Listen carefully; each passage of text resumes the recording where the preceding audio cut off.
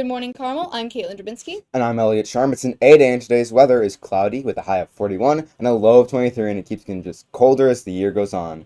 Regardless, though, let's begin with a Veterans Day announcement from Rho Kappa. Good morning, Carmel Catholic. Today is Veterans Day, and we have a special announcement brought to you by Rho Kappa Honor Society. Veterans Day is an important holiday that is celebrated annually on November 11th. This day is dedicated to honoring the brave men and women who have served in the United States Armed Forces. The sacrifices made by our veterans put their lives on the line to protect our country, our freedoms, and our way of life. Veterans Day serves as a reminder of the sacrifices and contributions that these individuals have made throughout our history. Thank you to all the veterans whose courage, dedication, and sacrifice have shaped the freedoms we enjoy every day. Your service carries a depth of strength and selflessness that continues to inspire everyone around you. If you know a veteran or someone currently serving, consider reaching out in a thoughtful and personal way on their special day. A few sincere words or a simple gesture can mean more than you realize and can remind them that their commitment is seen, honored, and deeply appreciated. Thank you. Now it's time for some ordinary announcements. Today is another Environmental Club campus cleanup. If you're interested in walking the campus for an hour and picking up trash, please meet in room 803 at 3:15. If you're in an hour towards the St. Kateri Honor Society, so you might want to consider showing up if you're low on those hours. Gloves and trash bags will be provided, so don't worry about getting your hands dirty. Just for the weather, and bring a friend if you decide to join. If you're interested but can't make this one, see the Environmental Club Google Classroom for more dates, or reach out to Mrs. Smangle. Carmel Catholic's fall musical, Joseph and the Amazing Technicolor Dreamcoat, is coming up on Thursday, November 13th at 1 p.m., Friday, November 14th at 7 p.m., and Saturday, November 15th at 7 p.m. as well, and Sunday, November 16th at 2 p.m. Come see the classic Andrew Lloyd Webber musical that brings to life the biblical drama of Joseph, his father Jacob, and his 11 brothers. Tickets are now on sale. Carmel is hosting blood drives throughout the school day today. If you already signed up, you will receive a flatbread sandwich from Papa John's. Blood donation can impact the lives of 3 people, so student and staff participation can truly save lives. Now on to Hannah West with an interview with Andrew Schmitz on the food drive. Okay. Welcome back. I'm Hannah West, joined by Serena Bhatia and Andrew Schmitz to talk about an activity they're doing for NHS and NHES and SSH. So, Serena, what is NHS and NEHS up to this week? Yeah, so basically we're partnering with a local food drive and we're donating food to them due to recent uncertainty in SNAP payments. And with Thanksgiving coming up, we want to make sure that our local Lake County neighbors have enough food and supplies for the holidays. Okay, so Andrew, can students who participate earn service hours for NHS and service requirements for NEHS? Yeah, so the National Honor Society members can earn up to 4 service hours based on how much they bring in. And then for NEHS, you can earn a service requirement. Okay, so Serena, how many items do they need to bring in to earn 4 hours or earn a service requirement? Yeah, so each, for 4 hours, it's 4 items each, and then for a service requirement, it's also 4 items each. So, Andrew, whose classrooms can students drop off donations to? There's 3 classrooms you can bring it into. You can bring it into Mr. Waddles, which is 204, Mr. Donner, and then, who's the third? Miss Gustafson. Miss Gustafson at 106. So, Serena, in addition to food, what else can students bring in?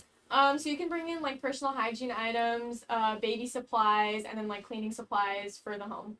Okay, wow. Thank you both so much for coming on the show. Next up is This Day in History. Today's day in history actually comes from 2 people at a CDN break yesterday. So this one is from Matt Burke. Let's see what part of history interested him. In 1775, the United States Marine Corps was founded by the Continental Congress. In 1918, Józef Piłsudski arrives in Warsaw to declare Polish independence. In 1958, the Hope Diamond was donated to the Smithsonian in D.C. In 1969, Sesame Street debuts on PBS. The following people were born: Neil Gaiman, Richard Burton, Patrick Pearce, Frederick Schiller, and King George II. Now our next day in history for today comes from Lauren Perot, so let's see what part of history interested her. Physician Mary Edwards Walker became the first woman to be granted the U.S. Medal of Honor. In 1889, Washington became the 42nd U.S. state. In 1918, World War I ended. In 1966, Gemini 12 was launched, and the following people were born: Fyodor Dostoevsky, George Patton, Lucky Luciano, Kurt Vonnegut, and Leonardo DiCaprio. We look forward to learning more interesting historical facts from the rest of Mrs. Donner's students. Now to Gabby with an interview with cast from Joseph and the Technicolor Dreamcoat in the conversation pit. Welcome back. I'm Gabby Malley, joined by members of this year's Fall Musical and Theater Board to talk about the Fall Musical. So, what are each of your names and how long have you been involved in Carmel Theater? I'm Claire Horan, and this is my 4th year in Carmel Theater. I'm Nia Gaucher, and this is my 3rd year in Carmel Theater. And I'm Avi Garg. This is also my 4th year in Carmel Theater. All right, so what is the story of Joseph about?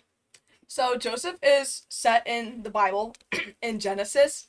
It takes place, with Bible characters, Joseph, and his family, and they go on, a really big adventure. I don't want to spoil too much, but it's very interesting. All right, so what are each of your characters, and what do you do in the show? I'm one of the 3 narrators, and basically I just kind of help guide the story along. I'm Judah, one of the brothers. I try to kill my brother, and I sing in a Jamaican accent.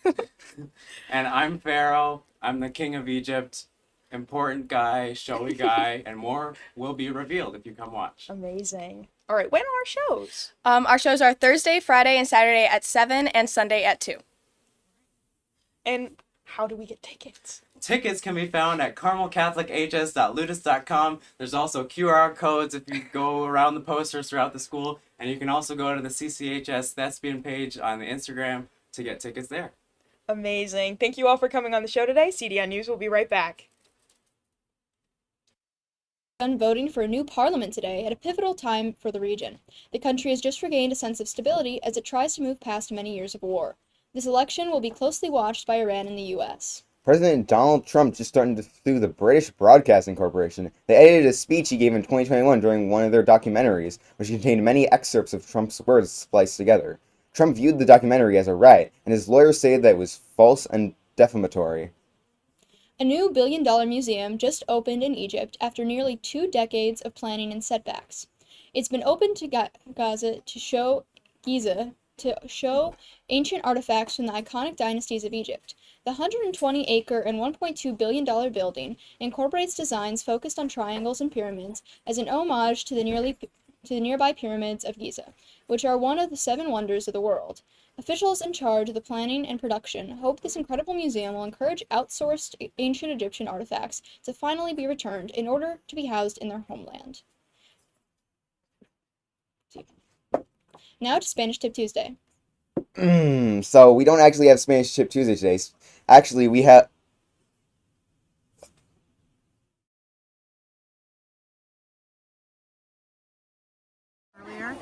Students are getting ready. They are scooping up the manna from Feed My Starving Children. And they've got the chicken way back there. I think the chicken is going to be for tomorrow. I apologize. But they are eating. Oh, that looks so good. That looks delicious. Say hi. Say hi, Carmel. Thank you. Oh, go eat. Go eat. Go eat. So you've got all these beautiful children waiting in line and waiting to be served. So guys, when you do your community service, the food at Feed My Starving Children, this is where it's going, guys. Thank you guys for doing the community service that you do and helping to serve children. And when we did the mobile packs at our school, this is where it goes, guys. The donations that you made for the school, for Corsair Cares, this is where it goes. Look at what you are doing and the joy that you're bringing to these children. This is beautiful. Thank you so much for supporting Project Canaan with Manapeg, because we do get Manapeg from Project Canaan. If in my house there is no food, I will go to Project Canaan and ask for Manapeg, and they will give me, so my kids survive through Manapeg. I am able to feed my children, and sometimes it's difficult when you have to buy food, buy clothes, and pay the school fees. It's really hard sometimes. Hello everyone. Hi everyone. My name is Camila Thomas and I'm from Eswatini at a Kill Point called Dimutini 2 and I'm a shepherd here. So hello to Carmel School.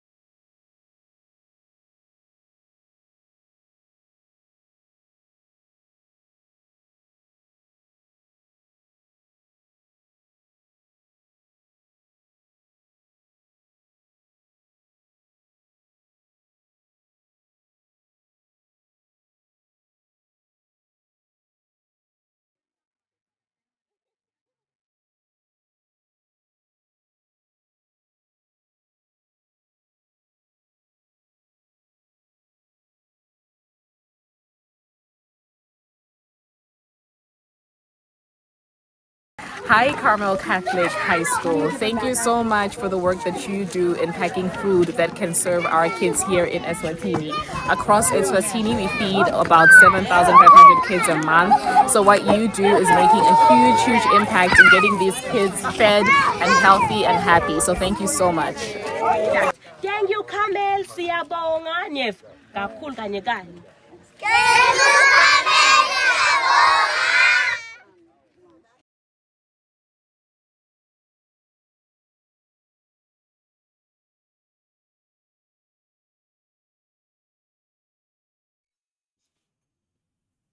That was a great video recap from Mrs. Young's recent trip to Eswatini with Feed My Starving Children, which embodies the Catholic mission.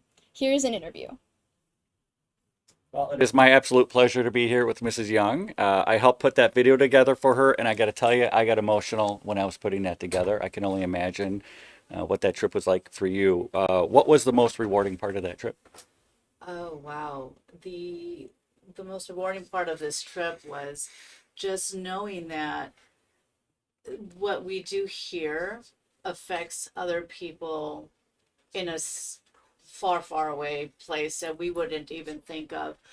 Going to Feed My Starving Children and even doing the mobile packs here, it's so much fun. You know how exciting it is.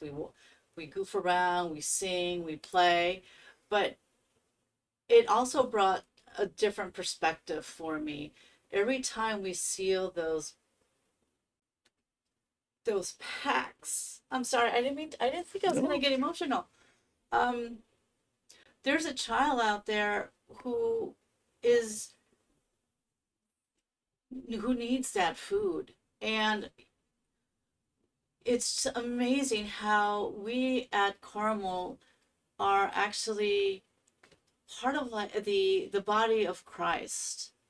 You know, we did talk about that when we were out there, when we were doing reflections, and it was emotional. One of the partners that works with Feed My Starving Children said, I'm going to warn you, a day feels like a week. And we're like, what do you think? What are you talking about? And sure enough, the stories that you hear from these children and from the adults and what they've gone through, and knowing that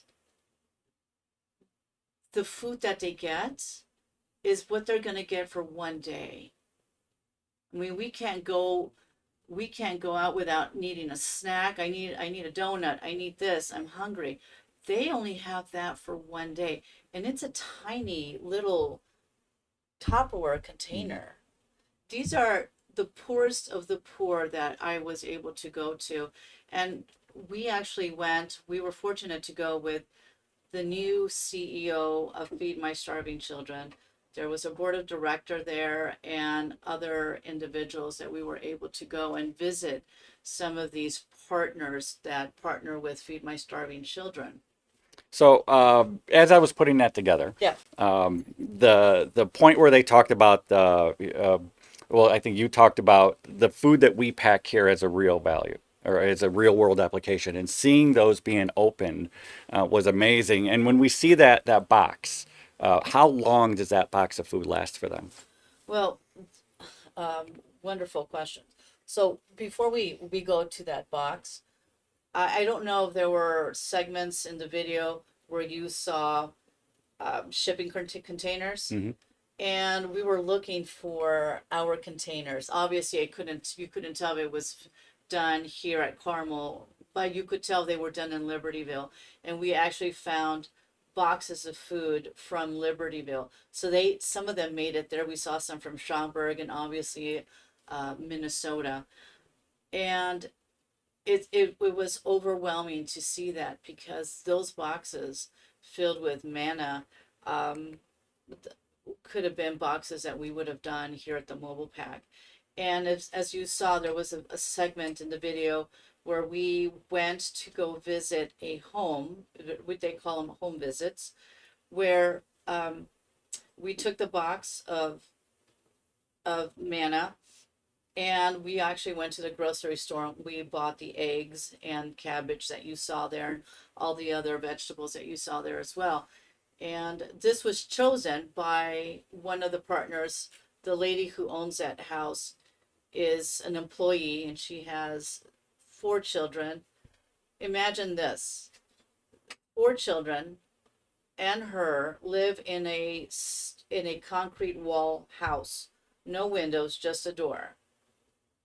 And if they have to use the bathroom, then there is a pit right outside where they go to the bathroom. They don't have anything. So that box is going to last about 2 weeks for the family. And it would last longer, but what happens is, what we've been told, people from the neighborhood come and they also take and they share the food with them. So it goes by fast. All right, so before I let you go, I just want to ask, we briefly saw a photo of a pile of sticks. Explain that significance of those sticks. All right, so those sticks, they use those sticks. It's very important because if you saw me cooking the manna in that cauldron, they need fuel for fire.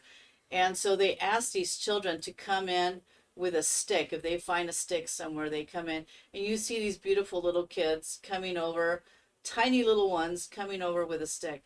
And unfortunately, the thing with Eswatini is that there's a huge generation gap missing. So you have the grandmothers and a few grandfathers that are still alive. The grandmothers are called gogos that watch the children. And the children come and eat, and they have these little boxes, plastic boxes of food. And so it's very heartbreaking to see this, but at the same time, they have so much love for God. And you saw the little boy praying. He was praying with his eyes closed and giving himself to God. And it was just, they have so much love.